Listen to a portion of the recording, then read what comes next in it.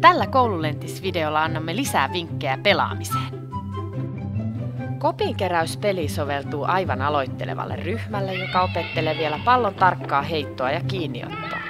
Pelissä 2 joukkuetta yrittää saada yhdessä mahdollisimman hyvän tuloksen keräämällä peräkkäisiä onnistuneita heittoja ja kiinniottoja.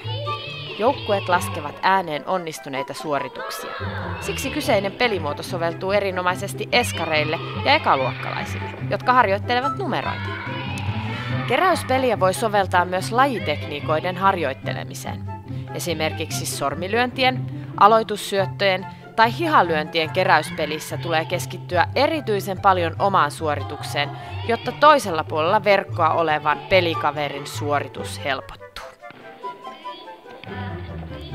Kun pallo tippuu maahan, aloitetaan laskeminen uudelleen nollasta. Paras tulos jää aina voimaan. Oikein hauskoja hetkiä koululentiksen parissa.